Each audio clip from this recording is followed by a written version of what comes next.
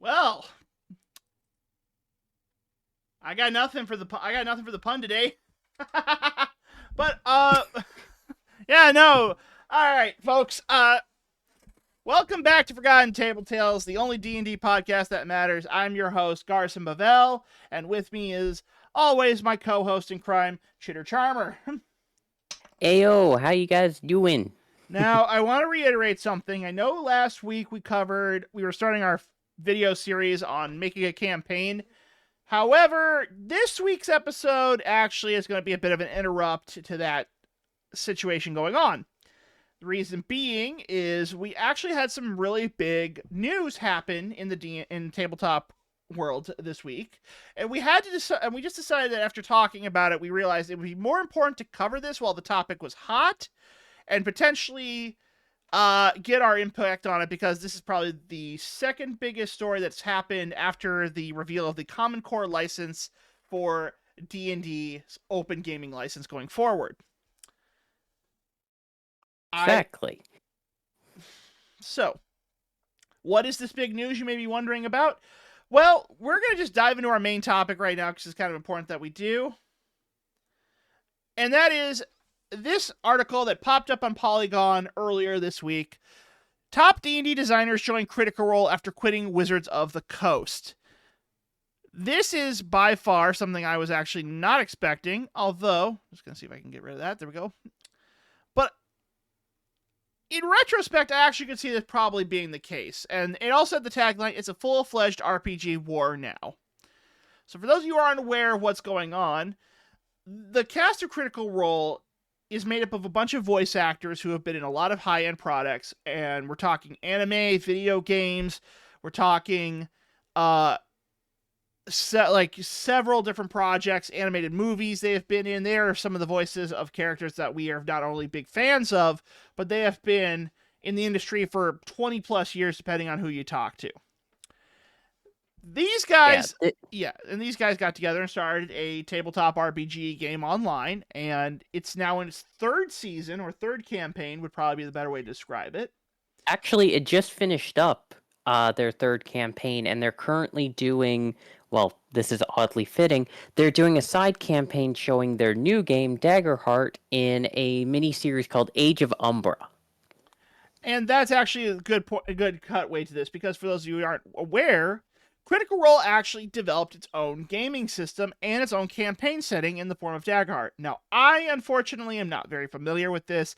I choose to focus primarily on Dungeons & Dragons, Fallout, Cyberpunk, and Shadowrun as my core games, but Chitter here is a huge fan of Daggerfall. So before we get into what this would mean for the game itself, I want to pass it over to her so she can give her input on what is happening with this change to things, and maybe I'll actually be able to close all these goddamn pop-up ads for once, so we actually don't, so we can focus on the article.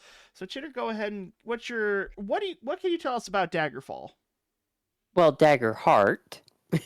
Oh yeah, Daggerheart. Daggerfall is the name of an Elder Scrolls game. Go ahead. Yeah, so Daggerheart is basically, it came up around the time that there was the big scandal with the creative licensing and the original D&D 5.5 E6 E1 D&D whole shenanigans. It was Critical Role. Admittedly, at first, it seemed like it was just them distancing themselves a little bit, giving themselves like a little bit of financial like spreading of the baskets, like spreading of the eggs in the baskets. But it has turned itself into a very robust system that is more focused on outright storytelling than it is mechanics.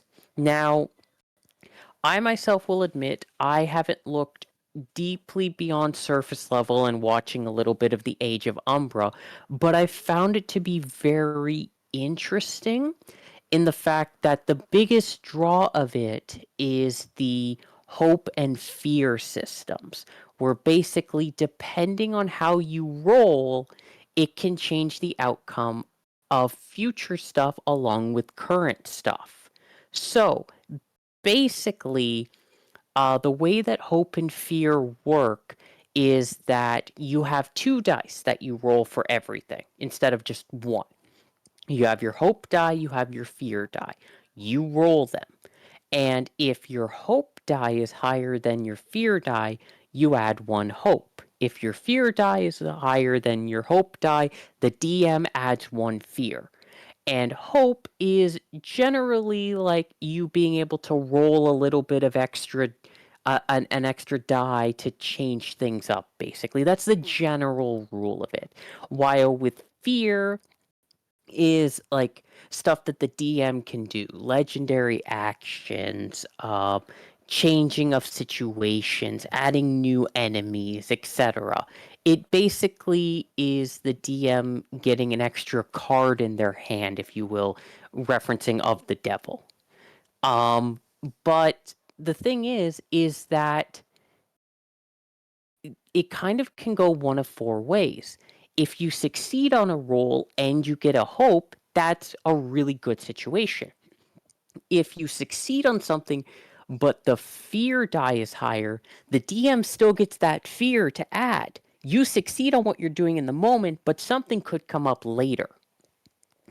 Now, on the opposite side, if your hope die is higher than your fear die, but you still lose, you still gain that hope, a silver lining, but you don't succeed on what you were trying to do right away. And if the fear die is higher than the hope die and you fail, well, everything just went to shit. However, there is one thing that I do love that they did. If both your die are the same number, you automatically succeed. Even if you roll nat once. You automatically succeed and you get a hope. It is awesome.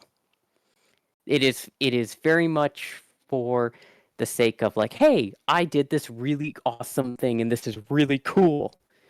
They had like three matching numbers in the first episode alone. It was insane. But the thing is that it can lead itself to like an Age of Umbra where it's a little more like dark, grim dark fantasy or hopeful fantasy, or I'm even looking at getting something cyberpunky into it. So it really lends itself well.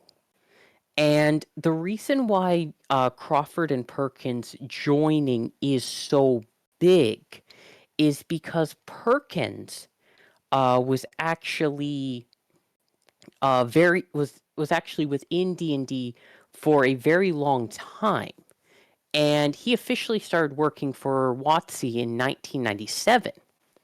And he was actually, again, for people who don't care about the older stuff and why that's relevant today, he was the lead story designer for Curse of Strahd.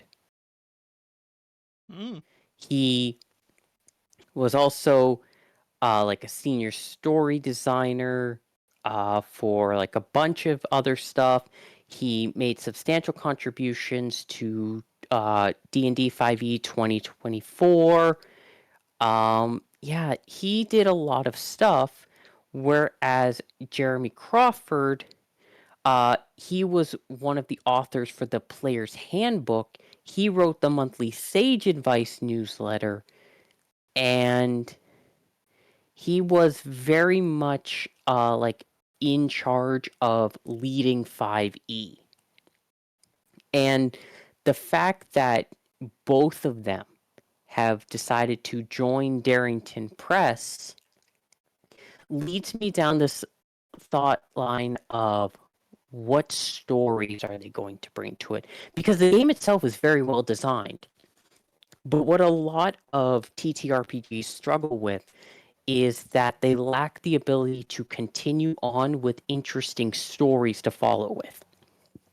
It's kind of the concern that I have with Obojima, where I want to see the story that they make. Because you can have an amazing structure, but you can't really tell where they're going with it. You don't know the stories. You don't know how it's going to be. And like, yeah, it's a very interesting exploratory period. And I'm very excited to see what those two can bring to it, seeing as one literally wrote one of the most popular modules of D&D and the other one like wrote the rules. So, before we get too far into that section of it, why don't we read the article together and just go over some of the highlights of what has been said in the Polygon? Now, I'll be honest, I'm not a huge fan of Polygon in general because I think they're not the best when it comes to journalism, but I do think that maybe this is an article that is probably up their alley. So, we're going to take a quick look at it real quick. And this basically will cover. So, yeah, this basically covered everything you just mentioned. So Perkins and Crawford left D&D and Magic the Gathering publisher Wizards of the Coast back in April. After decades of shared experience at the tabletop marker, together, they helped create stories and rules for the beloved tabletop RPG. So essentially what you were saying, they created some of the more popular campaign books like Curse of Strahd. I think they may have also had a hand playing in Waterdeep for the Dragon Heist book, if I remember correctly. Yeah, I think they definitely played a part in that, which again just leads to the mindset of like, what will they possibly bring Well, to the world now? Well, that's a good question. So, farther along, it says at Darrington Press, they will work in similar roles. So, Perkins has now become the creative director of Darrington Press, and Crawford was now serving as the game director. So, essentially, these two are going to be the higher ups in the company structure, where it looks like Perkins is going to be right where he has full creative control over the story elements, and Crawford will be able to serve as the head lead designer and game director of any future additions or even supplemental books that will be coming out in the future. And it seems like what makes this kind of unique is that Darrington Press, I believe, was only founded to help. Which, by the way, if you don't know, Darrington Press is Matthew Mercer's publishing company, I believe. I think he and Travis are the two head owners of the company. Something like that, yeah. So they're the CEO, and I think Travis is like the CEO or something. I'm not entirely sure. He's the guy who voices You're Grog. yeah, yeah. And what makes it so fascinating about that is that Darrington Press was behind books on D&D Beyond, Explorer's Guide to Wildemount and Tal'Dorei Reborn. And those books are absolutely fascinating. They have some of my favorite subclasses. Exandria is an amazing world. There's also Call of the Netherdeep, which is an adventure book. And I personally have played that adventure and absolutely loved it. So if we can get more of that or even higher quality, I'm all for this. So it seems like they've also said they're in an interview statement. They said, "I've always believed that great games invite everyone to the table, and that's exactly why I'm excited about joining Darrington Press," says Crawford in his statement. "The team is passionate, wildly creative, and committed to building welcoming, connected, amazing story-driven experiences. I can't wait to expand what Critical Role has already created to develop some really fun and unique games." So that's actually a unique take on that, because it sounds like they're not just going to be focusing on Daggerheart, but they may be focusing on creating other unique games that'll be coming out of Darrington Press. Probably not in this year, just because they just got They just got hired this month, so they're probably we're not going to see anything until maybe late 2026. But this is something to keep in mind, because where I come in this article and where I come into this story in general is my take on Wizards of the Coast.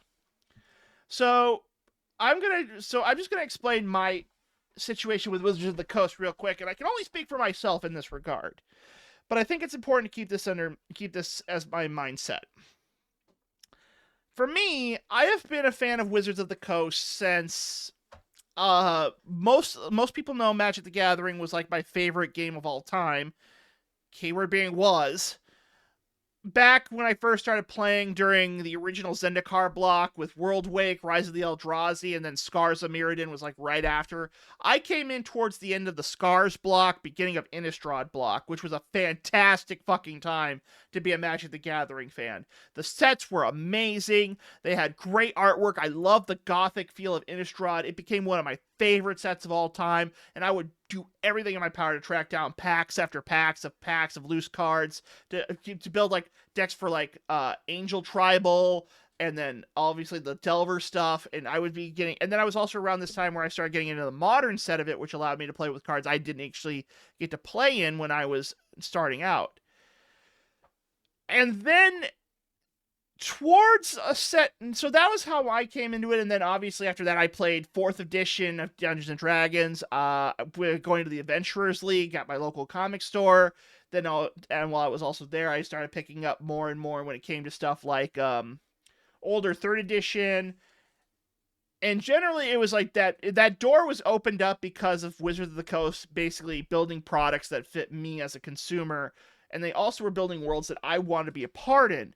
I cannot tell you how many times I would go to I would go to the local game store, and just to support them, I would buy a pack of Innistrad, a pack of Dark Ascension, a pack of Avacyn Restored, and I would open it, and I probably built like a whole master set of that set, and I'm talking, it was beautiful to have that, because Gothic horror really felt like something I had never experienced before. Now, I know that's kind of a bit of a tangent, but you have to understand where I'm coming from with this. I was a fan of Wizards of the Coast.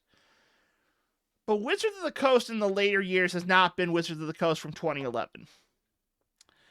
Wizards of the Coast has, in my opinion, had one of the biggest downfalls of a company in generations. This isn't me trying to be hypocritical here. This is me legitimately saying this, because you have to understand where I'm coming from. They have done everything in their power to squeeze the fan base out of money. They have only focused on the money. They have not focused on being inclusive or build gamings. They have been focusing solely on what will sell to the most generalized audience at the sacrifice of building worlds and sacrificing quality products to make more money. And they have been doing that since a set called Throne of Eldraine, which I believe released back in 2018, around that time. So it's been going on for about 7 years.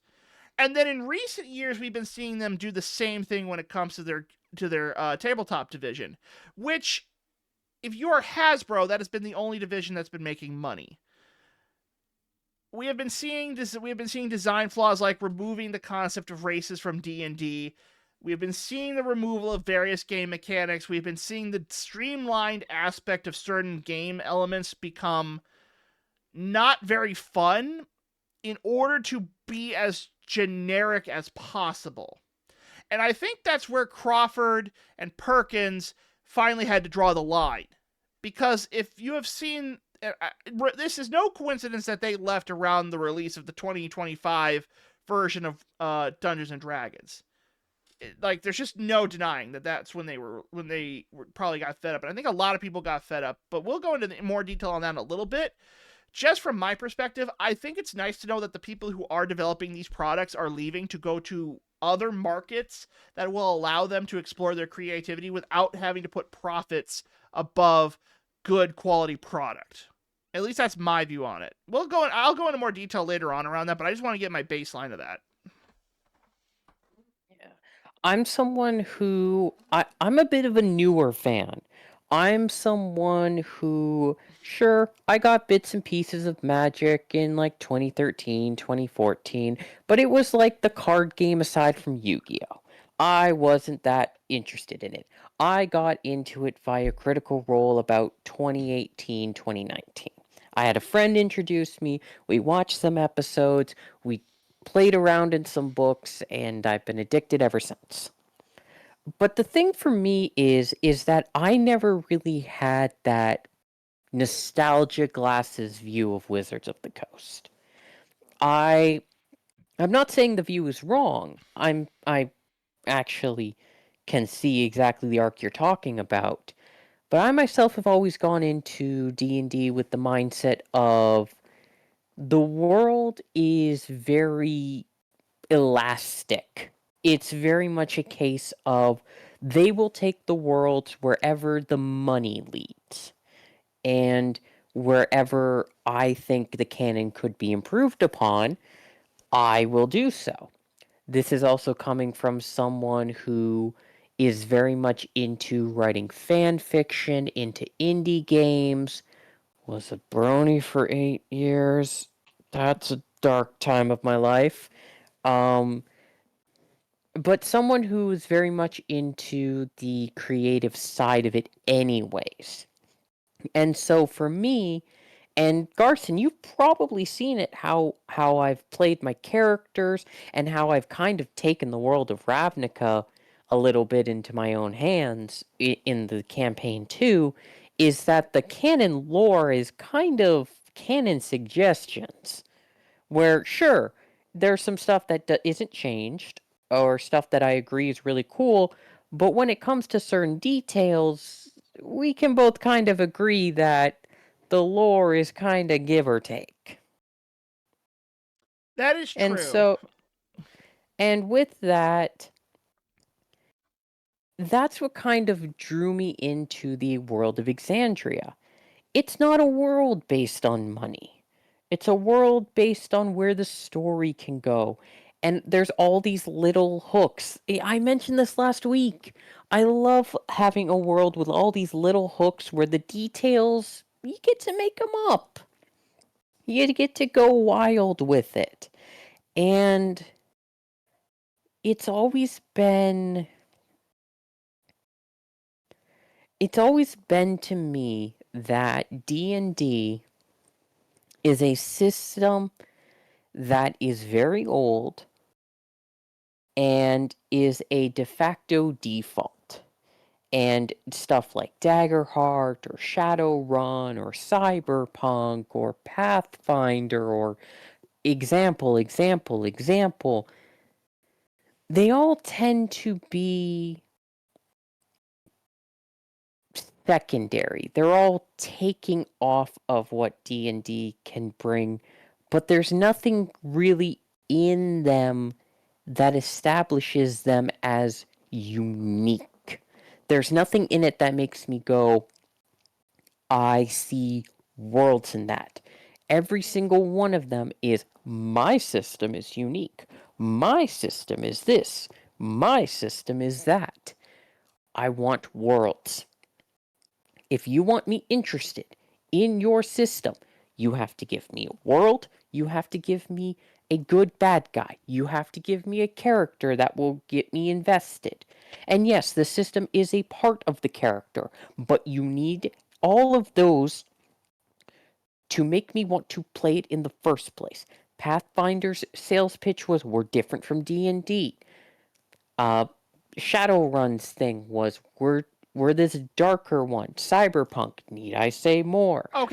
Okay. Before you go any further in that, in defense of Cyberpunk, there are a ton of amazing characters in that story.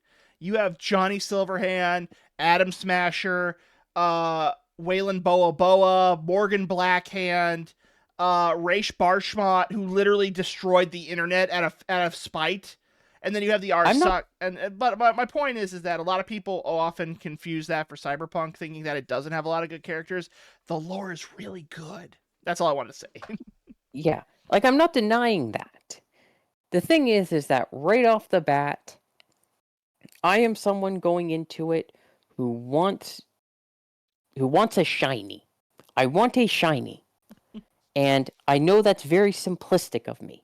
I know that. As a creative, that bugs me when people do that. And yet, as a player, I am the same way. You have to give me a reason. You can't just say, we're going to do this system because this system is fun.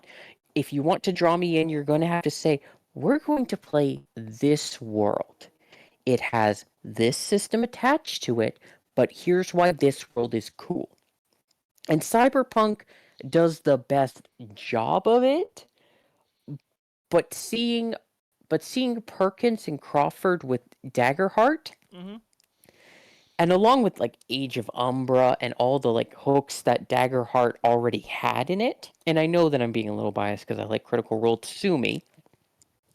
Um, this is this is very much a case of I want to play this. I want to play this world. What worlds are you going to give me? Because the system is like, cool. I like the system, whatever. I can work with whatever system you can give me. I like this world idea you're giving me. I could take Exandria and put it in this game. I could put I could play the Age of Umbra, for example. And I'm looking at those worlds going, I like you. I really, really like you. And it's like, oh, you're attached with the Dagger Heart system. Mhm. Well, what's that? I like this world. Let me play this game. And I feel like that's something that a lot of TTRPG systems have failed to grasp, is that they don't have the sales pitch ready. They have the back end, but they don't have the sales pitch. So let me ask you a legitimate question, and I think this is probably something our listeners would want to ask as well. With the departure of Perkins and Crawford, what do you think that this is legitimately going to become a war for people's interest in tabletop RPGs? Because can I give my take on it real quick? Yeah. Okay, so here's my take on it. I think it is. Because you've got to understand that we have had a disillusionment of Wizards of the Coast for years now. And this ties back to what I was saying. I have been disillusioned with mainstream Wizards of the Coast stuff because no matter how much you want to do this as a series of and when I say as a series, I mean as a game series. The 5th edition was probably the biggest opening of the gates that company has ever seen. It streamlined a lot of the nonsense, but it left a lot of depth too. I often said this, and I said this on Red Claw stream when he was doing D&D hot takes earlier, and I think this is true on this one too. That 3.5 was like Morrowind in terms of the Elder Scrolls, and 4th edition, oh no, and we just skipped 4th edition. That one doesn't count. But then 5th edition was like Oblivion, where it had a lot of open-endedness and allowed you to really build up the game world, the mechanics, all that stuff, and allow you to tell those stories. And it didn't feel very hard to understand how they would play out. And then come 2024, that was Skyrim, where they basically streamlined so much of the game mechanic, and then they didn't really allow that depth to happen because they wanted more people to play. The problem is that 5th edition did that already. And then you have other games out there that have used that mechanic, like, for example, Baldur's Gate 3, which is probably the second biggest gate opening that ever popped up for Dungeons & Dragons, and then you had that boost from COVID. So really, in the span of 5 years, D&D has had a minor renaissance from a lot of outside factors, but none of it was really from Wizards of the Coast themselves. It was outside factors like Critical Role, Baldur's Gate 3, COVID basically keeping people inside, wanting to build these worlds. I don't see how Wizards of the Coast has any talent left to boost D&D going forward, and we might be seeing like a Chuck E. Cheese show up his pizza type of deal where the new company is going to outwin the old one, and then it's just going to be eaten up afterwards. I'm torn. I'm not torn on the fact that it's going to be a war. No. I think what we're seeing is a regression to the mean. D&D had what I like to call the PS2 moment with 5e. And now some people may be going, what the hell are you talking about? How is PlayStation possibly related? We will have a reason, folks. Don't worry. Do you remember how popular the PS2 was? Oh, yeah, no, I remember that. I was around for all of that because the PlayStation 2's big gimmick was it had a DVD player built in, but then the games were just really good as well. But here's the thing. A lot of those games were not Sony's doing. They were third party. Mm-hmm. And they had big interest going into it. Plus, the whole big gimmick was a DVD player and the rise of DVDs. That has nothing to do with Sony. But the thing is that Sony got too big on their laurels. And do you remember how badly the PS3 initially launched? Oh, yeah, I remember that too. I remember that because out of all the launch titles, they had one game that was actually really good. And that was also a third-party game from Insomniac. and then the rest of the game launches were just broken. I remember how bad the Gundam game was, and that hurt me on a deep level because I was a huge fan of Gundam. I still am a huge fan of Gundam. So to have that be the game I got with my launch experience, and it was like playing on a PlayStation 1, I nearly threw that thing out the window.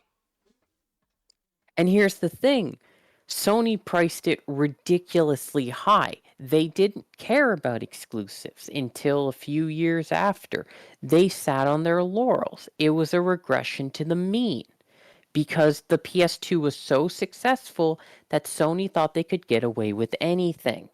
And then again with Xbox and yada yada yada, but that one's the specific example that I want to bring up because of the fact that D&D is currently going through that. And there's nothing wrong with going through a regression to the mean, except if you're a subsidiary of a very big company. And that's where we are with Hasbro. That's where we are with Wizards of the Coast. And to be quite honest, it's going to be really sad for a little bit.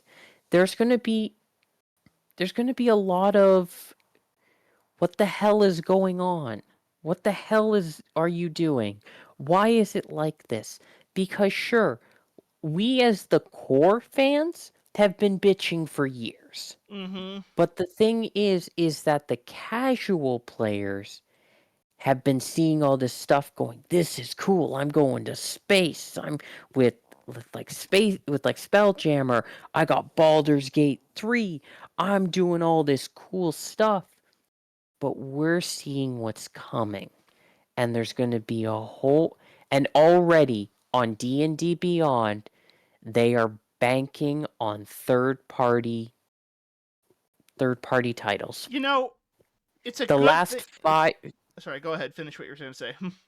Yeah, the last 5 releases, the last 5 big releases have been third-party content, and the only one in the entire mix that was even original were packs of 10 of one-shots.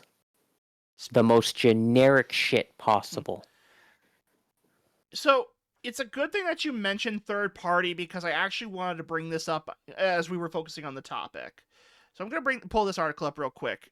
This is the SRD, so our standard rules or standard system reference document, which also is the legally binding stuff that is supposed to release the open game license. And the reason why I wanted to bring this up is for one very important reason. It's right here. The Creative Commons license.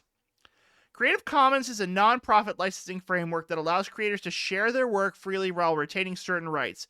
Publishing the core game mechanics of D&D under a Creative Commons license provides a legally binding promise that essential parts of D&D will remain free to use, remix, and build upon forever.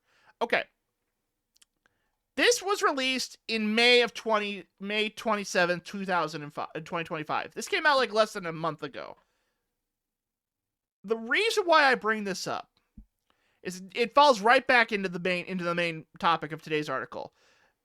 Perkins and Crawford leaving to go join Daggerheart. They left in April. In May, they released this document, which is essentially the new open gaming license. And now in June, they've been picked up by the competitor that has not been promoting anything of the sort when it comes to the open gaming license. I really feel like Perkins and Crawford were the last two people that were trying to maintain that openness and availability that D&D has had for its third-party content for the longest time. And I think without them going forward, those stories that we have been talking about is going to become even harder to get out there for a public to see. I honestly, and I say this with no hyperbole whatsoever, that the Wizards that we are going to see in a year's time is not going to be anything like we've seen up until that moment, up until these two left. Because you are dealing with a company that now has no guardrails to prevent the shady, greedy practices that I know they have been developing in other products. Because they have to. Hasbro is literally a millstone around this company's neck. It has not been producing any products that people want. I'm talking about in the toy range. So without it, they need to get that profit from Wizards of the Coast. When you do not have safety nets, when you do not have guidelines, when you do not have workers who are willing to stand up for what they know is what the consumers want, they go to companies that can deliver that. The momentum and the pendulum will swing towards the newer side of things. So I really feel like it is going to be a war. And I really feel like what's going to happen is, and I think it's going to happen within this year, there will come a time where this Creative Commons license is going to cause more problems for Wizards of the Coast than the open game license debacle that popped up earlier. Because it's so... Well, you know what? I actually have it here, if you can believe it. I have the system reference document right here that explains the Common Core stuff. It explains everything. This is like how... Okay, you can't really see it like this, I'll admit, so let me try to adjust this a little bit so you can see it. Let me just adjust this real quick for everyone to see, because you can't... Because I don't blame you if you can't see this thing. It's like really kind of... There we go. There we go there. And I'm just going to put this right here so everyone can see this real quick. So, what this document essentially says is stuff like the D20 test, the ability checks, the modifiers, how the rhythm of the game is supposed to be set up, proficiency bonuses, all of that stuff. It outlines how the game is supposed to be played as if you're making a campaign. You can keep the story elements, sure, but under the Creative Commons license, you don't own the mechanics. Obviously, you weren't good on the mechanics. It's fine if you don't own the mechanics. We get that. But what's to say that they don't... But what's to say that you make a unique change to the mechanics? Like the hope and fear die that you mentioned for Daggerheart. Under this system, that mechanic could now be property of Wizards. And they could rewrite your story to then take ownership of the story as an official first-party thing with the new mechanics. Do you see where I'm coming from with this? Where it says that it doesn't seem like Crawford and Perkins left the company on a decent situation, because it feels like maybe they were trying to prevent something like this. It's very much a case of we're going to have to see how things go, because I myself am seeing... I'm following the same brush strokes, but it's not... I'm going to have to wait to see the finer details play out, if you will. See how they lie. I propose that that's probably a good way to view it. Now, I'm going to be 100% honest. I don't know everything about the Creative Commons program. I do know some of it, just from what I've read, but I don't know everything. But I do think that it's not... But I do think that... Oh, hang on. I'm just going to close that real quick. But I do think this. There is a good chance that the stories we have seen in Dungeons and Dragons will not be... I don't think we're going to get another Curse of Strahd. I don't think we're going to get another Tomb of Annihilation. I don't think we're going to get something like Mines of Fandandel and the sequel campaign. I don't think we're going to be getting any more of those anymore, at least from Wizards of the Coast. They're not going to do that. I think we're going to be seeing a lot more of Eve of Ruin and Spelljammer, because, don't get me wrong, Eve of Ruin was an interesting sell. It's like, oh my goodness, it's Vecna.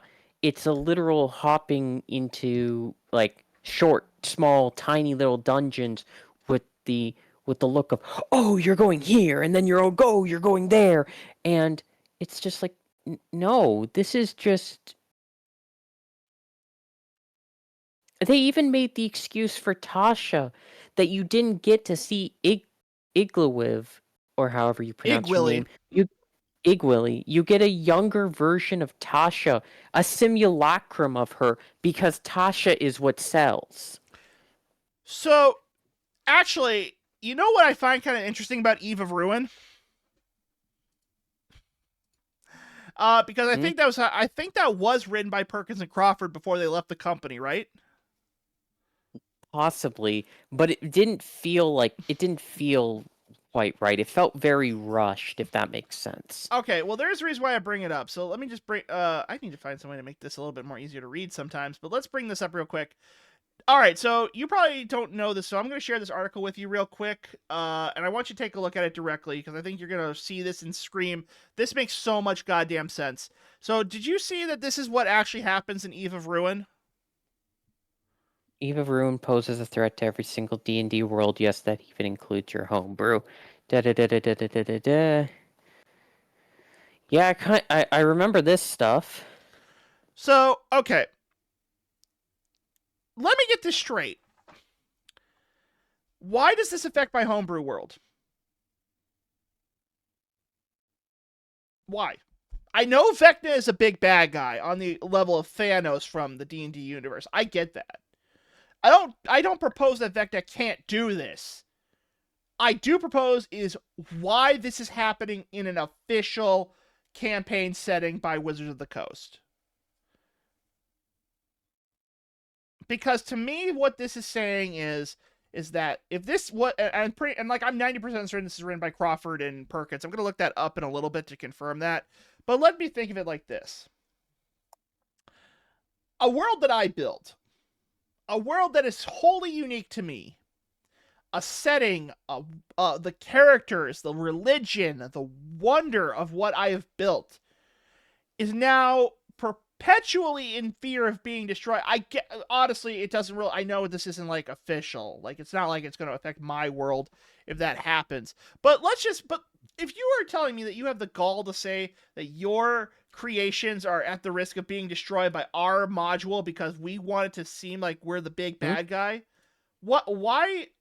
Why do you not treat my world with the respect that I've treated yours? Let me see here. I'm just taking a quick look at the actual adventure itself because I want to see the reasoning that they give for this. Introduction: Danger to the Multiverse. This adventure celebrates 50 years of D&D history. The story spans many beloved settings and wondrous planes of existence. The cast includes characters iconic to longtime fans. The adventure stakes involve the fate of all worlds, in other words, the multiverse. Though, if the players finish the adventure successfully, they'll reach 20th level and will have thwarted Vecna, one of the most notorious villains in D&D history. Da da da da da da da da da. I, I'm the ritual of remaking.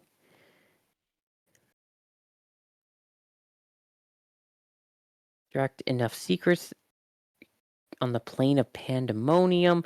Cave holds the power to harness energy and reveal fundamental truths. The combined power of Vecna's magic and the collected secrets reaches critical mass at the end of the ritual, triggering an explosion of sufficient magnitude to destroy pandemonium and unravel the multiverse. Vecna, with his consciousness preserved inside a magical singularity, can then reknit the multiverse exactly as he wants, sealing the multiverse's terrible fate. Vecna plans to elevate himself above all others and rewrite the histories and details of the entire multiverse. Da da da da da da da da. Only the characters. Da, da, da, da, da, da, da, da. This is.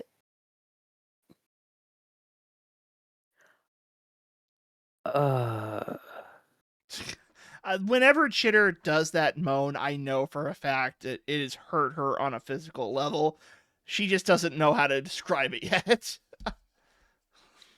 this. I remember reading this, and the first person you meet, Mm-hmm. like the first person even the DM meets in terms of the people who want to stop this plan, is Cass, who is a vampire warrior who wants to co-opt the ritual for himself.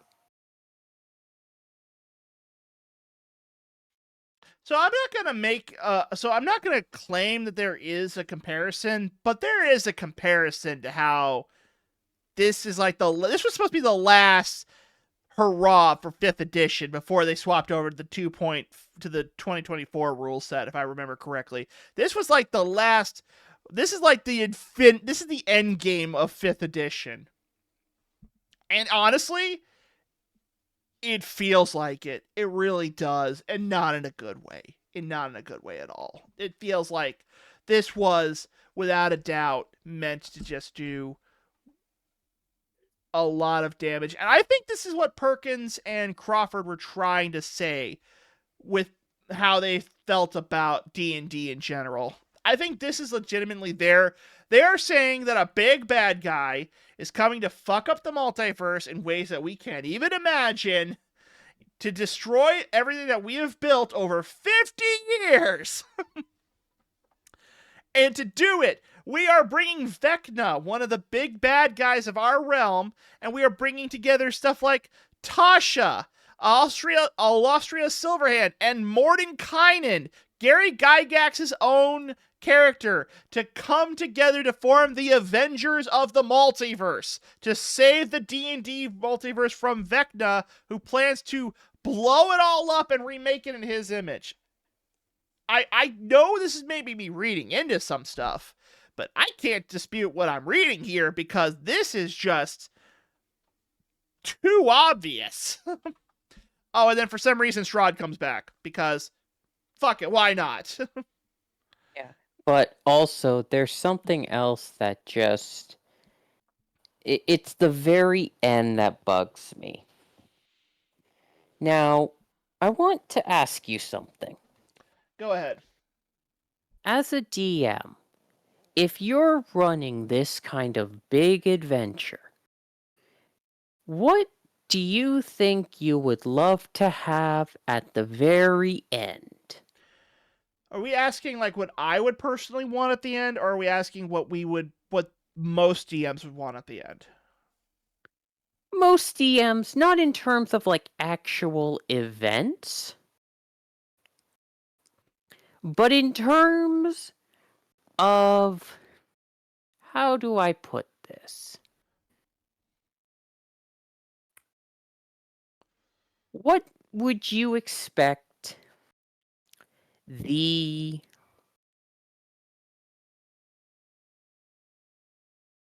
end to be?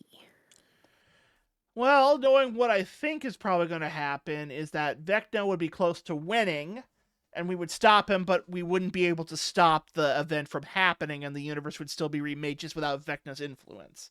That's what I assume is probably going to be what some people would think happened. Nope. To achieve victory, so here's the thing. Here's the full fight. Oh The no. full confrontation with Vecna. Levitating in the center of this crystal chamber is a skeletal person wearing kingly vestments. Vecna the Archlich. Vecna's desiccated head is thrown back in concentration. His wrinkled eyelids are closed, with one drooping over its empty socket. His shriveled lips are pulled back to reveal rotted teeth. Blah, blah, blah, blah, blah. Murmurs in a profane-sounding gibberish while a lightless orb swirls in front of his chest. It grows bigger by the moment.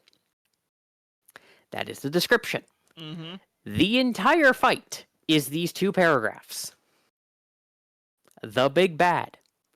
Vecna the Archlich, see Appendix B, is weaving his ritual of remaking. He is too focused to pay the characters any mind unless they confront him directly. Vecna is funneling energy into the ritual in addition to the power of the secrets his cult gathered, so the Lich is considerably less powerful than he normally is. Unlike the characters, Vecna can move through this area as if its doors were normal, da-da-da-da-da. To achieve victory, the characters must reduce Vecna to 50 HP or lower. A character then must use the Chime of Exile, which is holding the chime and casting the banishment smell with a save DC of 20. And if the target has 50 HP or fewer, it automatically fails the saving throw. So it's fuck you, I win. If the character wields the complete rod of 7 parts in this encounter, the character feels the artifact's yearning to preserve the order of the multiverse and stop Vecna's ritual. Each time a character strikes Vecna with the rod, Vecna takes an additional 35 10d6 psychic damage. That is the fight. That's it? Zarek was more of a threat than that. Tomb of Annihilation was more of a story than that. And here's where it gets even better.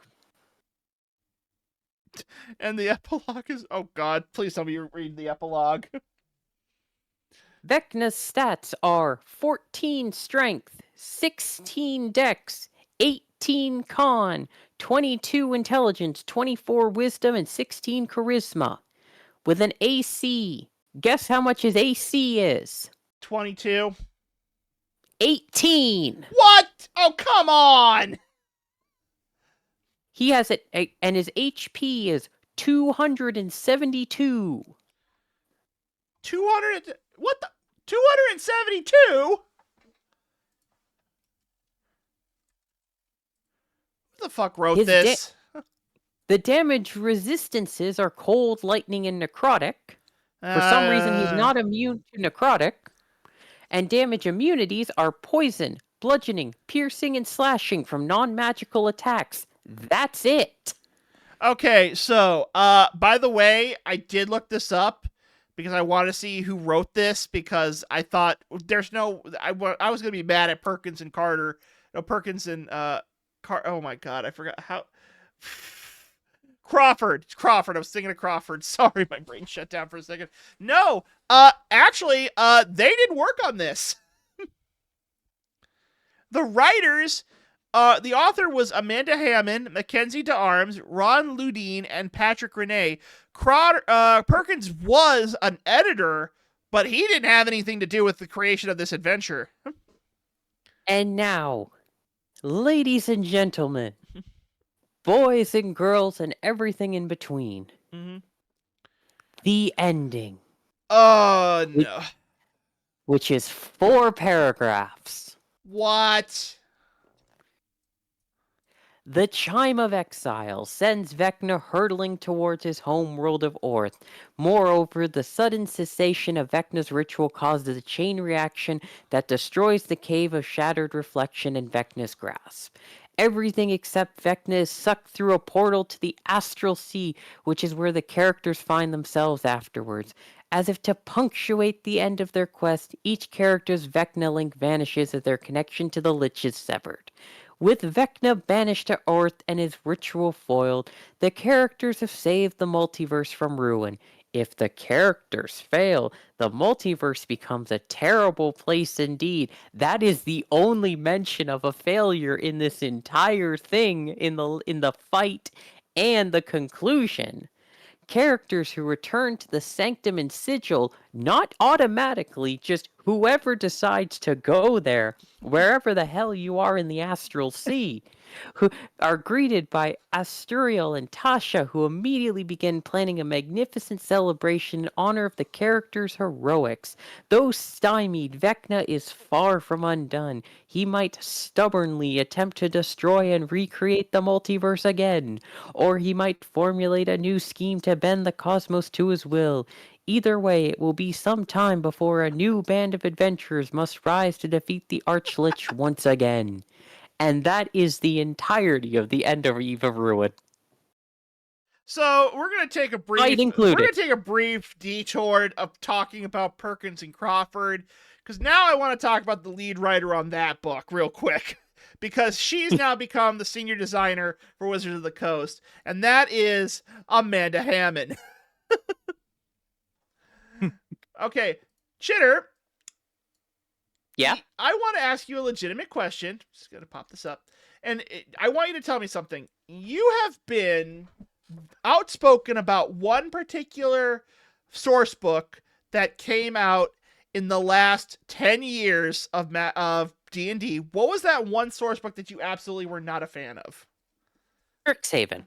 Guess who was the head writer of the Strixhaven book?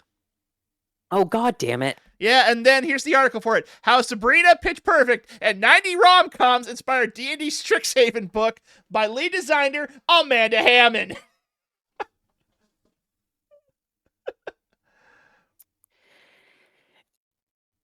Okay, so we're not trying to pick... Before we begin, just real quick, we are not picking on Amanda Hammond. We're not. We're generally nice people. But we got to call bullshit out when we see bullshit. This is some bullshit. So we're going to, and Chitter's going to explain why. Chitter, why do you hate the Strixhaven book so much? Funnily enough, it's the exact same reason that I hate Eve of Ruin. It's nothing but a goddamn guided tour. Literally, both books are nothing but guided tours. Strixhaven, guided tour throughout the entire campus. You don't get to make any attachments to anything. You don't get to build a character that could be an athlete. You don't get to build a character that could be a scientist. You get to build a generic, run-of-the-mill, I'm gonna do a bit of everything character. Same with Eve of Ruin. You don't get to create a character that comes from any world or has intimate attachment to this world, and I need to save it first. You are going in a path designed by this writer, and you are going to stick to this path whether you like it or not.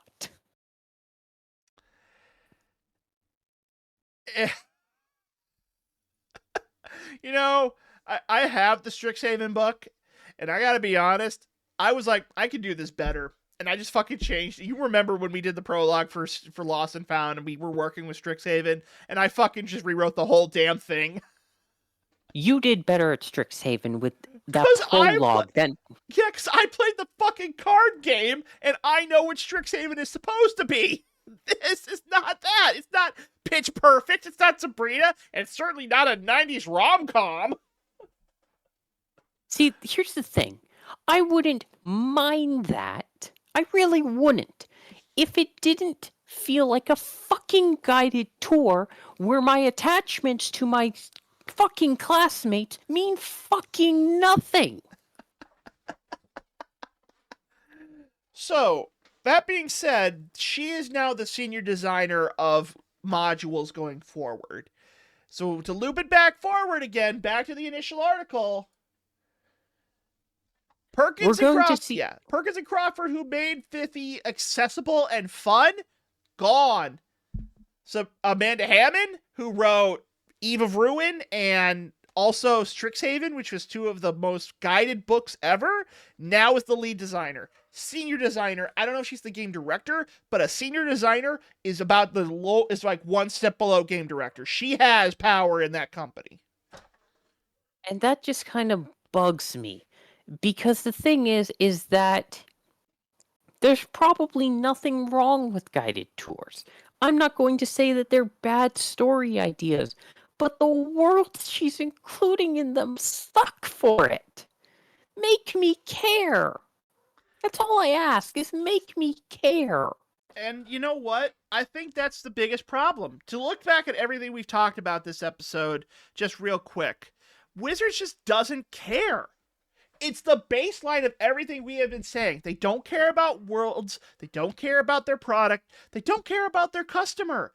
They care about money and nothing else. And that is what's so sad about it, because they were never like this in the past. And can I just tell you something? Sure. Just something that's been bothering me. Sure, go ahead. Don't get me wrong.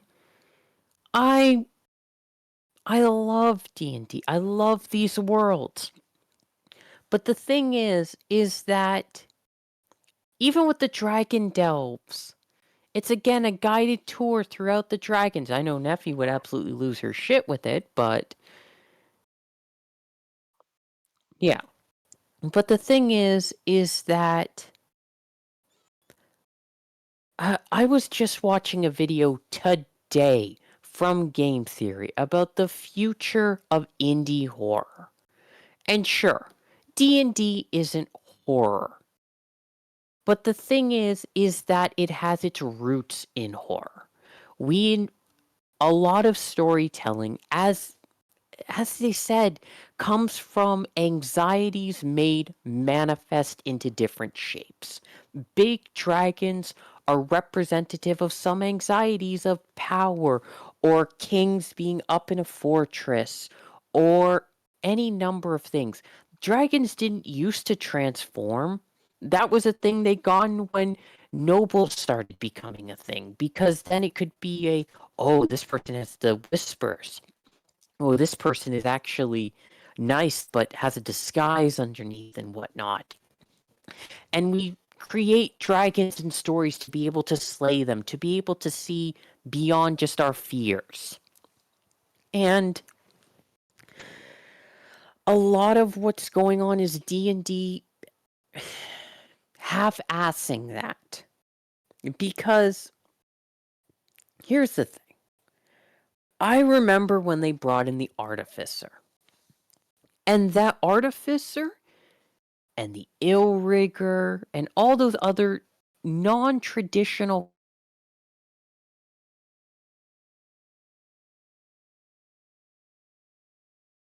Non-traditional. Oh. current anxieties. Yeah, current anxieties in the world. Artificer, working with technology. Where is technology going? Ill-Rigger, you gain power, but you're not necessarily evil. And like for example, what's another one? Like all the monk stuff involving astral self and paladins with going beyond just Oathbreaker or glory. There's a lot of interesting anxieties and whatnot, and what I would really and the horror ones that they brought up in the Unearthed Arcana are amazing. Genuinely, not only amazing to play, but the tiny hints of lore they gave made me want to see more. And that's what's sad. It made me want to see more. Because the thing is that, how do I say this? A lot of people got really, really angry at Wizards for using generative AI for their art.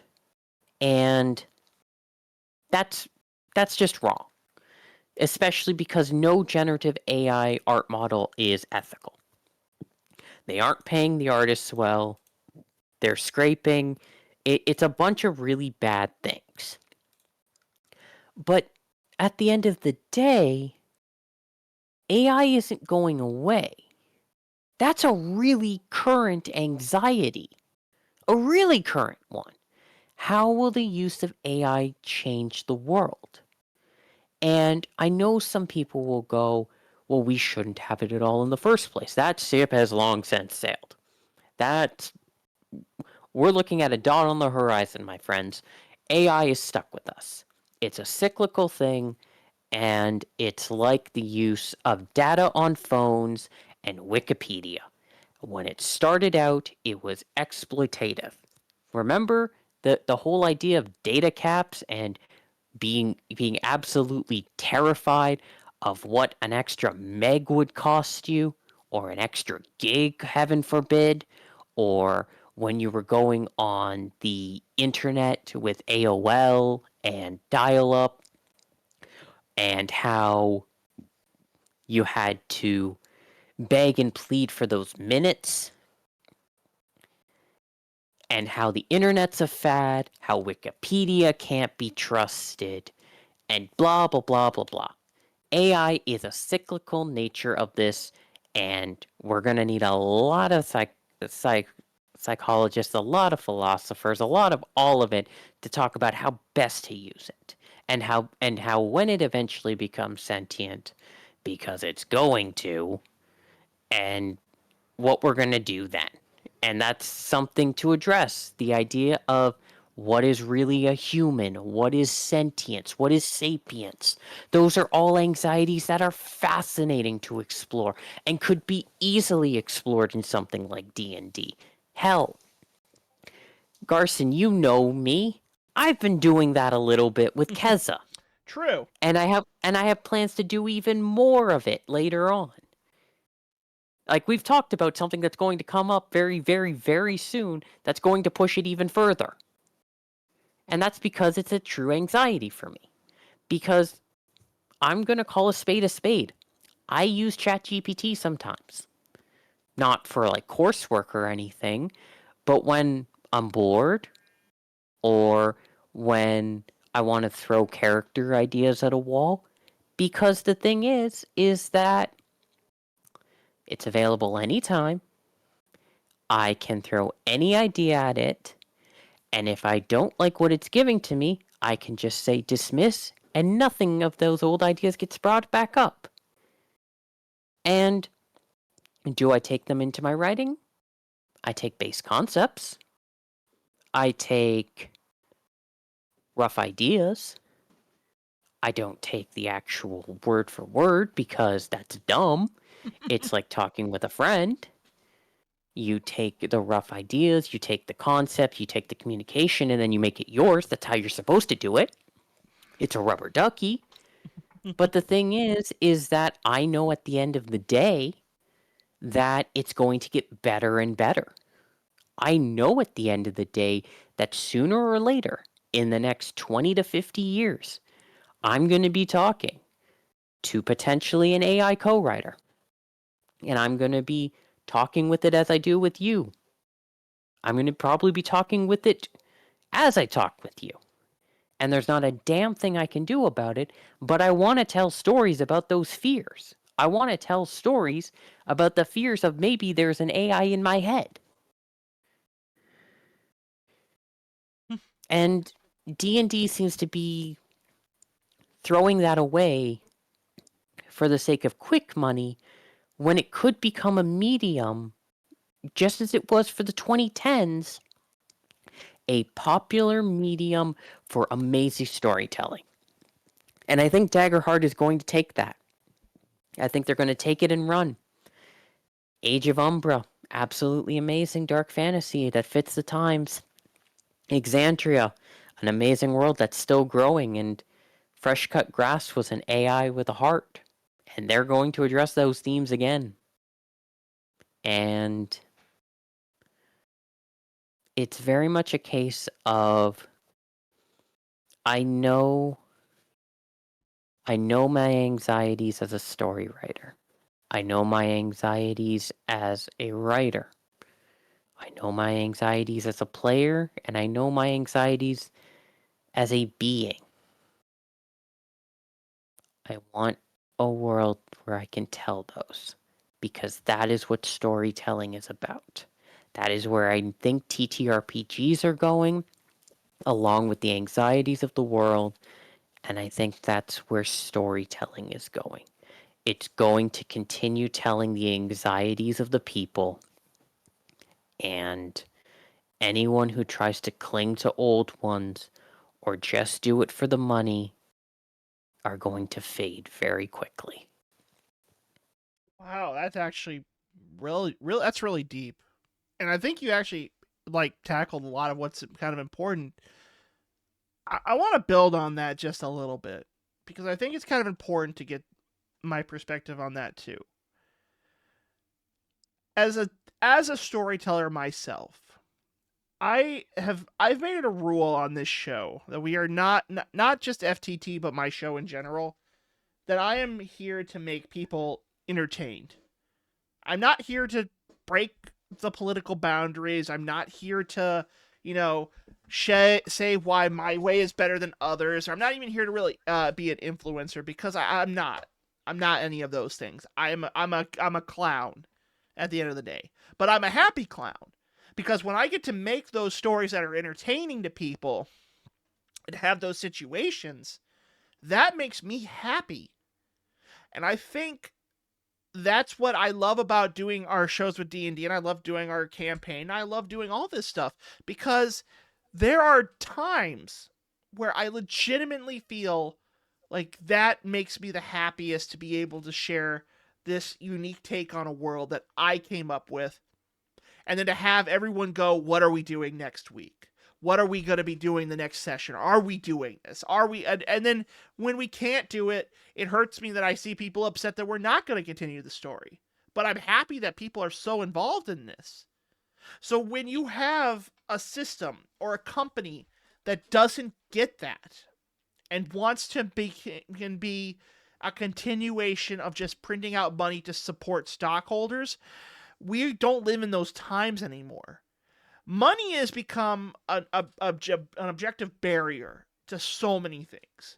It's become an objective barrier to new consoles, to computers, to streaming, to creating products, or to just enjoy the few simple enjoyments that we have as a species because money gets more and more tighter. But surprisingly enough, tabletop RPGs are the antithesis of that.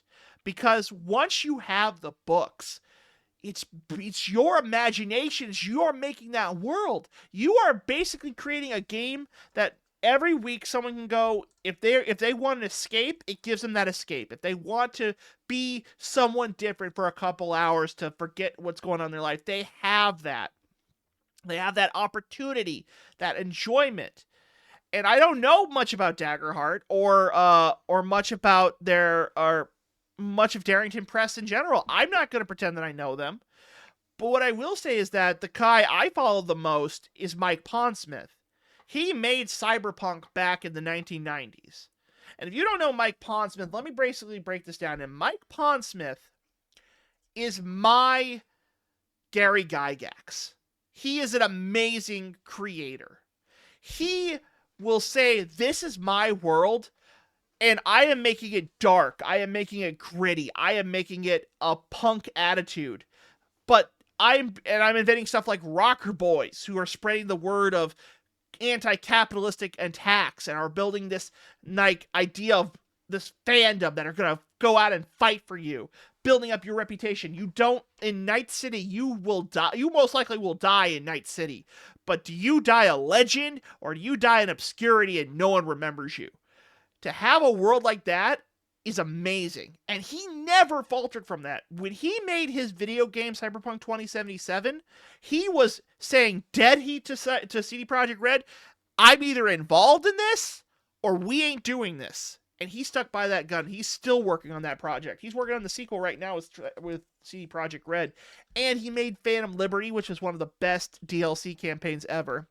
I say all of that because he is the boss and people respect his vision for how that's going to go. But he respects the players too. He knows that at the end of the day, he made the world, but he's not making those stories. And I think Wizards lost that a long time ago. They want to be the ones who make those stories. They want to be the ones who, at the end of the day, you made a campaign setting with our system. We are the ones who get to own it because we will not let you, because we do not want you to ever feel like you had anything to do with this. We were the ones who made that. We maybe never touched your story, made your characters, or made your roles, but we are the ones who, at the end of the day, made the system, and that's what they want. They want to be the system, but they can't be the system. You can't be that because you don't put the work in to make each individual story. You make your source books, and you put those work in, that's fine, I get that. But you don't make the story. You don't make Keza or Ping or Hydrangea. You don't make Garson, which is one of the characters, or Glint or any of the characters that I've made in the past. You don't make those. Those are my characters, my stories, and you can argue with me all you want, but I generally feel like I win at the end because I know them better than you do. So if Darrington Press can recover just a tenth of that, then by this year, by next year, they might have more of a market share and actually have a bigger campaign following because they respect the players and they respect the worlds that they're building.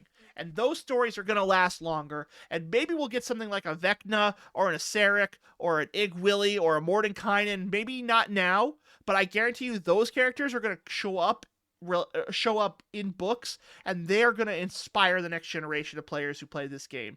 I don't know much about AI. I don't know if that's going to be an input, what's going to happen, but you are right. It's going to be something we deal with going forward as a consumer and as creators. But that doesn't necessarily mean that that has to take away from the human element of our story, like you mentioned. So I honestly feel like I'm happy that Perkins and Crawford got out when they did, because I don't think they would have survived much longer at Wizards at the rate they're going.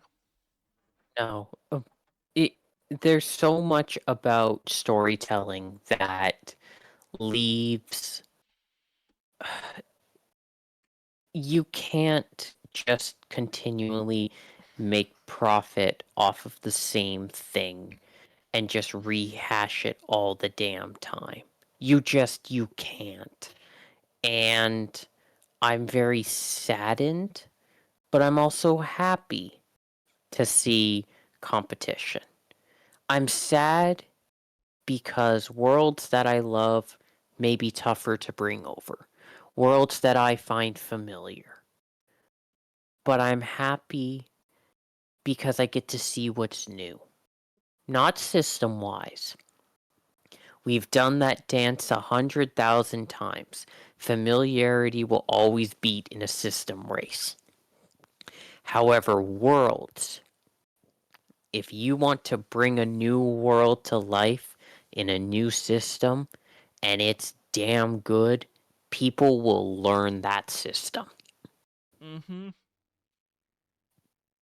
And my final thoughts on this are just can be summed up in 2 words. Well, no, not 2 words. In 2 sentences would probably be better to describe it. Don't be sad that it's over. Be happy that it happened. And I think that's probably going to be Wizards' motto going forward. I am sad that the Wizards that I knew from 2011 is not here anymore. It's gone. It's probably not coming back. I get that. I've made peace with that a long time ago.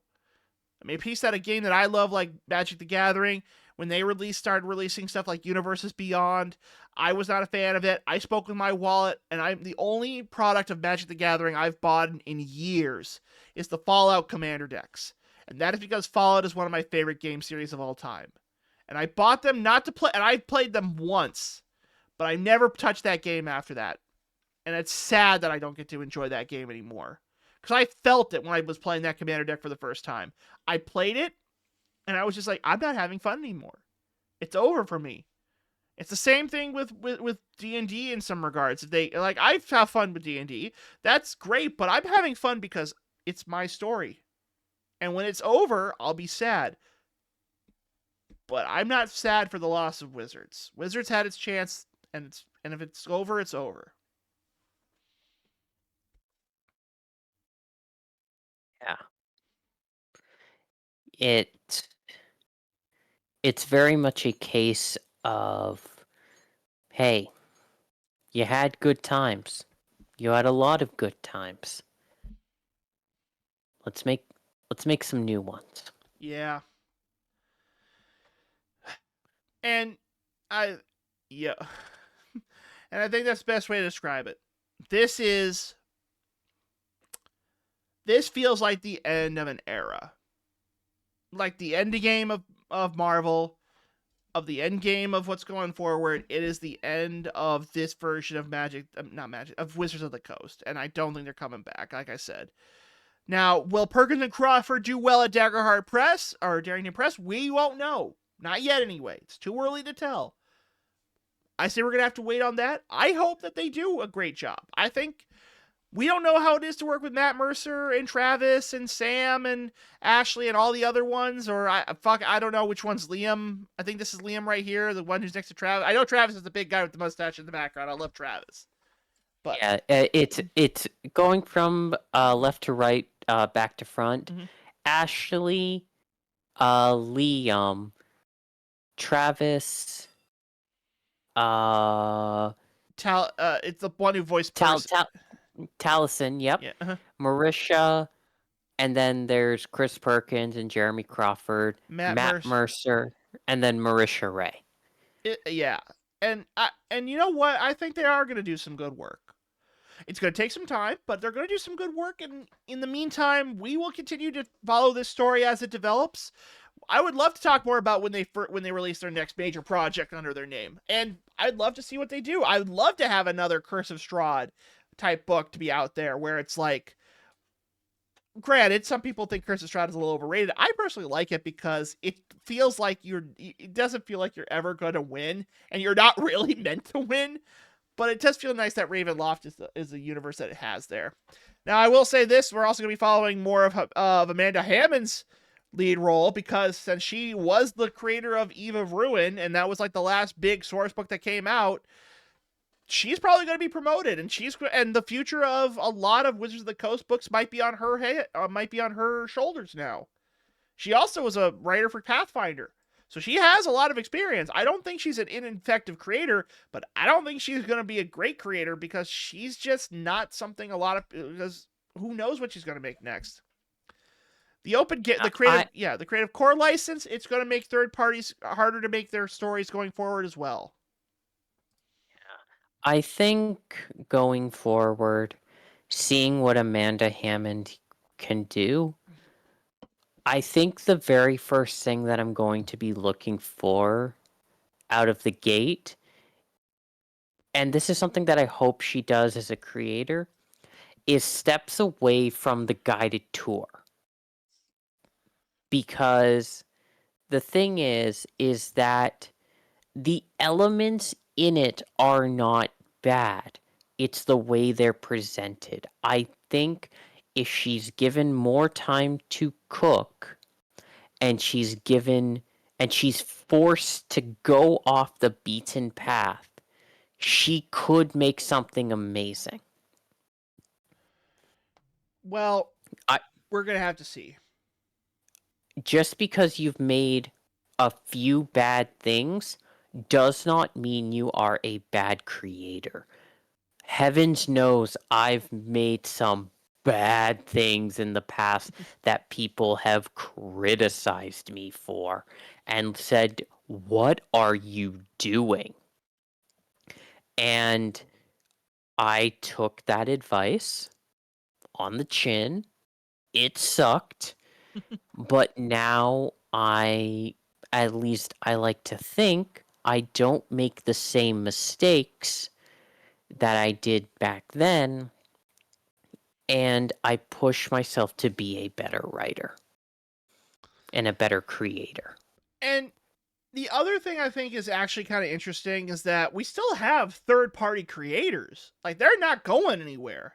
And maybe down the road they'll switch over more to Darrington Press, but for the time being, there are still a lot of people who are making a lot of good Dungeons and Dragons third-party stuff. So even if the main company is not producing good products anymore, that's okay. I actually think that means that it's still going to be there's still going to be options out there, but I think that Creative Commons license will make that license more and more. That's going to shrink that market eventually because they are afraid to produce their stuff under fear that Wizards will claim ownership. I don't think we're going to get stuff like Crooked Moon or Obojima or Kinks and Cantrips anymore down the line. I think we're going to be getting more one-shots and smaller campaigns that are like shot out real quickly. And that would be such a loss. I think we're going to be getting the same amount, just genuinely believing that. Because the thing is that a lot of people just want to create. That's not a shot against them. They just want to create. And let's be entirely fair. I think it's going to shift from just D&D Beyond being the central hub and whatnot, and third-party content being to the whims of it, to DM Guild being the black market, if you will, even more so than it is now. Supplements are going to run to the extreme. Have you seen how many supplements there are for Eve of Ruin or freaking Strixhaven? You look up Strixhaven on DM's Guild, there are like five full anthologies worth of stuff in there. Well, we'll have to see. But I would like to point out one last thing before we go. And this just wrap it up. I do also am afraid to see what'll happen when it comes to third-party books, because on a semi-unrelated note, this was just announced earlier while we were doing the show. And that is the long-awaited release of the Crooked Moon book, which is the 5th highest ever crowdfunded book for D&D ever. Now, do you notice something about the price of that? Oh. I do think that down the road we are going to there will become a time when the $70 price tag that we see here is also going to play a factor into third-party books as well, and that is another thing I fear. We do not have enough time to talk about that right now because it would just we would need a whole other episode to even begin to talk about that. But we will cover that eventually afterwards. But I think for now, we've said our piece, we've said our story. I think it's just, this is probably the best point where we can stop this episode. And next week we'll go into more of our love of storytelling when we talk about the story side of making a campaign. But we had to say this part first because this is why storytelling is important. Not because for monetary reasons, not because of settings, not because of any of that. It is because we are The love of the game. That's probably, yeah. We'll go into more detail, but it is that. It's the love of the game. And if the story's good, the story's good. Anyway.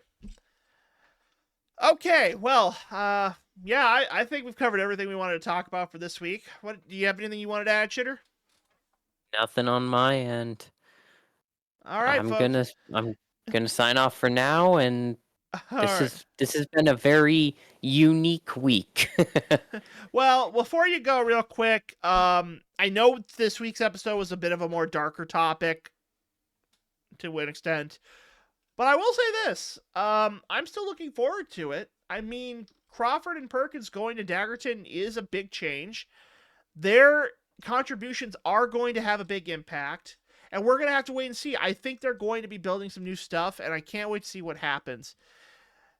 Also, it's going to be amazing. Also, I'm starting to also point out something about D&D Beyond. What the fuck is the point of this goddamn system if I still have to pay for the books that you are including on your freaking site under the source book? Look at this bullshit. I can't access any of this without paying for it. Sorry, that's another fucking topic later. Because I really love this book. I've been looking forward to it.